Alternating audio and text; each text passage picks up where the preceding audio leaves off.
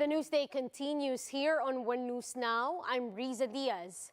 Highly controversial pastor and President Duterte's spiritual advisor Apollo Quiboloy is now wanted by the US FBI.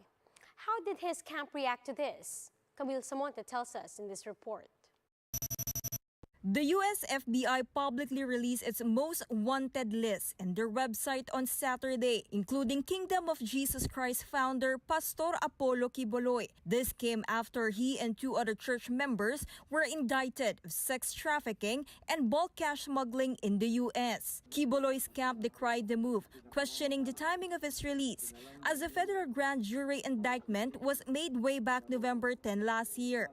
Bakit hinintay pa po hanggang ngayon kung kailan mag-uumpisa ang kampanyahan para sa national elections, kung kailan inilabas itong poster na to? Topacio also pointed out that there is no need to ask for Quiboloy's whereabouts as he is not a fugitive in hiding. At alam naman ng lahat na meron pang proseso sa extradition kung talagang kailangan siya ay pumunta sa Amerika.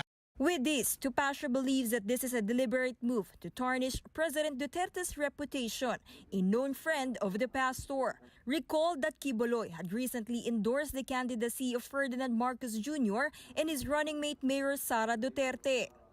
Indirectly, it is undermining the candidacy of Sara Duterte, of Bongbong Marcos, or whichever candidate the United States does not want to win in this country. Their camp, however, assured the public that if the U.S. asks for the pastor's extradition, they will not ask a special favor from Duterte.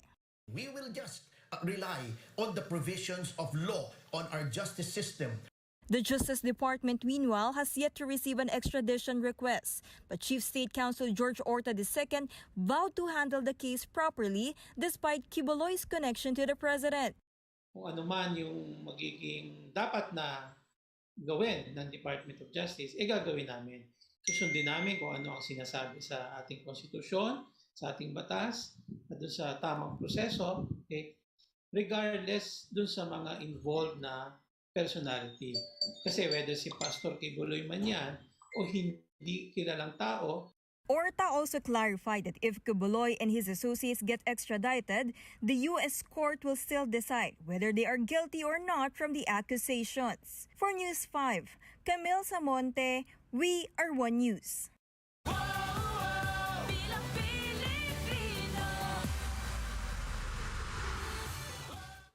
The camp of presidential aspirant Bongbong Marcos reacts to Vice President Leni Robredo's remarks in her interview with host Corina Sanchez.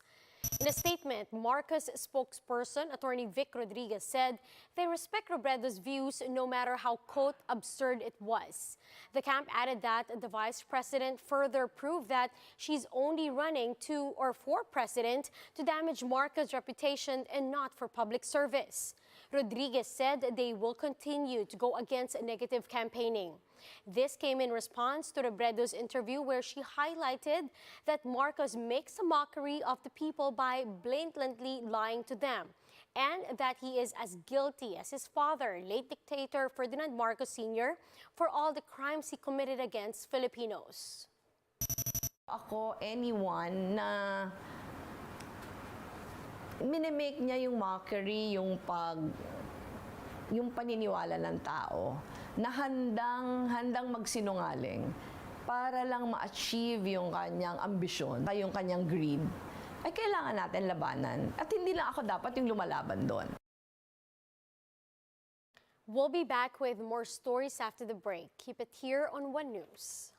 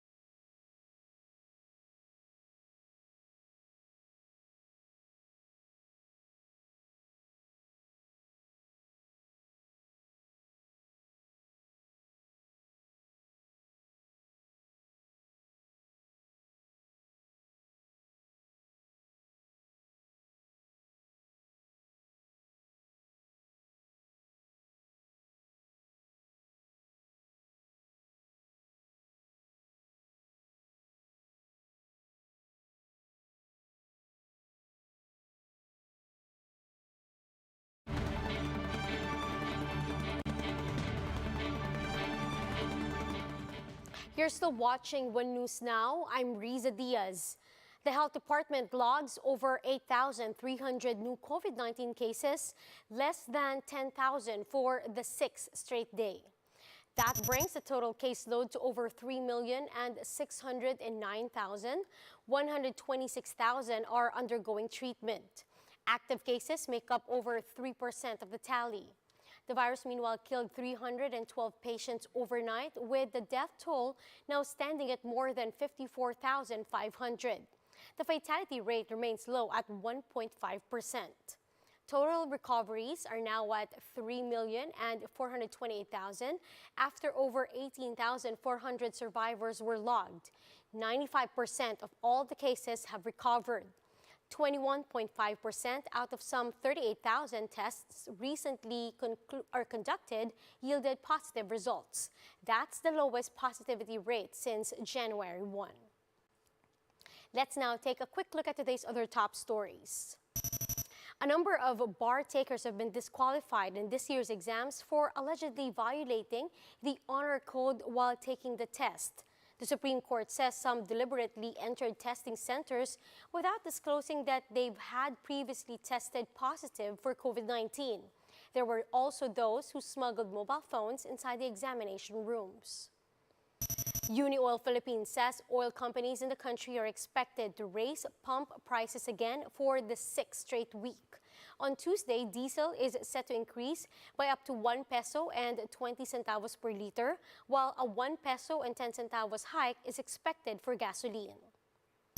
And Pinay golfer Bianca Pagdanganan finishes 41st in the recently concluded LPGA Drive on Championship. Pagdanganan had come back from a slow start, but mishaps on holes number 13 and 15 stymied her bid. Nonetheless, Pagdanganan will look to improve even further as the tour takes a month-long break.